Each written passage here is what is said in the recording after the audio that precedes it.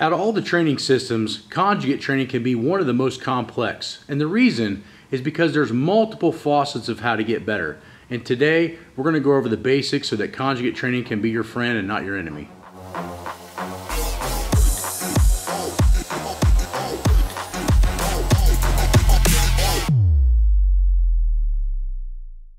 The first thing to utilizing conjugate training correctly is you have to understand what you need. You have to know where your weak points are.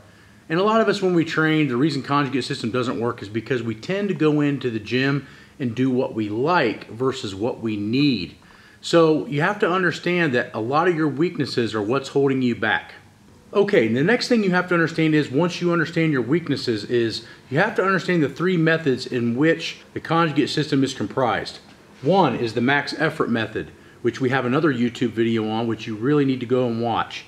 The second one is the dynamic effort method, which we also have another video on YouTube that you need to go and watch. And the third, and probably the most confusing one, is the repetition method. The reason the repetition method is confusing is because it's so vast. There's so many different ways to train it, and we will shoot a video on that. But you have to understand these three methods in order for them to be plugged in correctly into a weekly, monthly, and yearly cycle. Without understanding these two principles and then the principles that follow in between the methods, it's very, very hard to understand how to use conjugate. We're going to go deeper into that though. The third thing that's almost just as important, if not more important, is muscle and neural or neurological rest. What does that mean? That means that in a long-term training cycle, you're only going to be able to train so many times in a week or the same muscle group in so many times in a week. Without understanding these particular laws, it's going to be very hard to make consistent progress because you're constantly going to be overtraining. So we're going to step into that as well. Into the third thing is training the same muscle group needs to happen every 72 hours. That means that if you're following a program that's squatting 3, 4, or upwards of 5 times a week, may not be optimal for not only your muscles to grow, but your neurological system to recover. So what we do is if we're going to squat, we would squat every 72 hours. So Tuesday would be squats and or deadlifts. So the next day that we would be able to train squats and or deadlifts would be somewhere around Friday. We could do squats and deadlifts and or deadlifts. So the trick is we got to have this Wednesday and Thursday to recover between these 2 days. If we don't have those days to recover, long term, you're going to see very, very poor results in your training. If you look at a lot of the top lifters in the world, a lot of them don't squat heavy but maybe once a week. And even the most advanced people only squat upwards of twice a week. But all the time we see programs where deadlifts and bench pressing and squatting is done almost every day, if not every other day. Well, long term, that's not going to work very well. I think the reason you see those systems in a lot of people's programs is because in the beginning, you get strong very quickly from doing lots and lots of volume. But the problem with that is that you tend to overtrain once you get super strong. So I think that from the years and years I've been training myself and others, you really can't train legs hard more than twice a week or you're going to have a big problem. And the same holds true with the bench press. So if we were going to bench press, we would bench press Sunday, then we would need Monday and Tuesday, right, to rest, and then we wouldn't be able to train the upper body again until Wednesday. So this allows us to train upper every 72 hours.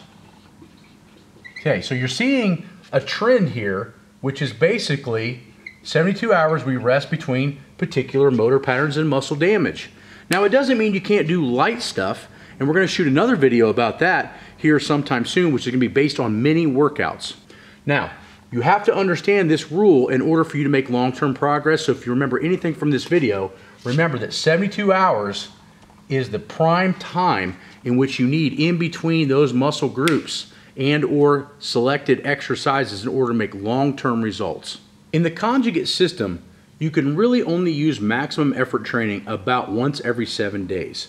If you train max effort more than that, meaning anywhere from 1 to 5 RM of almost maximal effort as far as how much weight you can put on the bar, you're going to find that your nervous system is not going to be able to recover from that, let alone the damage that it may cause to the ligaments, tendons, and soft tissue or bone. The real big key factor is that you really can't max more than once a week. So max effort for squat or deadlift or both can only be done one time every 7 days. The same thing holds true with the bench press. You can only do it 1 time every 7 days. So that's great, but where does it leave us being able to do dynamic work? That's the trick. Dynamic work is in between those days. Okay, so in that 72-hour split, we can do a squat or a DL 1 time every 7 days. Okay, and we could do a bench press 1 time every 7 days. Now that means for dynamics, and that means for max efforts. So what it means is that every 72 hours, we can do those muscle groups in a different way. 1 time, so let's say we're gonna do legs. So if we do legs Tuesday, would be dynamic effort, okay? And then Friday would be max effort. Okay, now upper would be the same thing, except for we would have Wednesday would be dynamic, okay, and then Sunday would be max. So now we're able to train at a very, very high tensile strength and or either max effort or max speed we can do every 3 days. So we wouldn't be able to use max effort exactly every 3 days. We would want to do max effort once, 72 hours later speed, 72 hours later max, 72 hours later speed, and so on and so forth. This is the core development of the dynamic efforts, max efforts, and repetition effort methods coming together and creating not only a maximum amount of strength, but a maximum amount of force to where the body is not only getting quicker, it's getting stronger, and then everything kind of feeds itself in order to raise maximal strength. And not only raise maximal strength, but be able to do it in an athletic fashion, meaning increase your velocity and your power output, which is what we're all looking for in sports and athletics. So now we're probably asking ourselves, where is the repetition effort method and how is it utilized, or how is it used in a weekly, monthly, or yearly fashion? And that's a great question. It can be used in a lot of different ways, but what I have found is that the greatest way to use repetition method is the Wenning warm-up. Okay, Wenning warm-up is comprised of about 3 exercises done at 4 sets of 25, is a pre-fatiguing and motor pattern enhancer to develop not only good form, but also to heat up the muscles and make them actually stronger.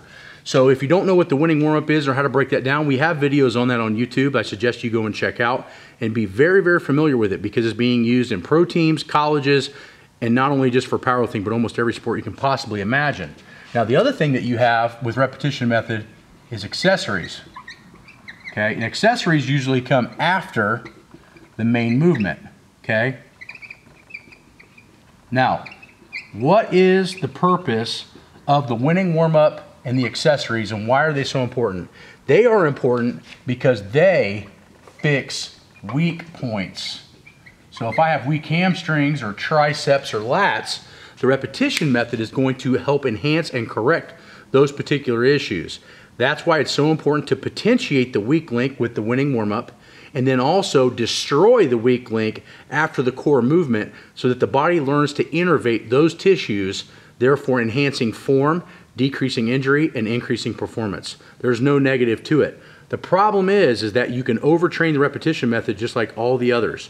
So the way to not overtrain the repetition method is to make sure that when you're training it, you're varying exercises, angles, tempos, almost anything you can possibly imagine.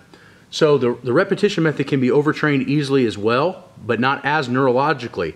So the repetition method usually is an overtraining effect to the muscle tissue, and the max effort and the dynamic effort are overtrained utilizing too many sets and too much intensity. So repetition method is your volume, and intensity is developed by your dynamics and your max effort training. So we went over a couple big factors of how to train correctly.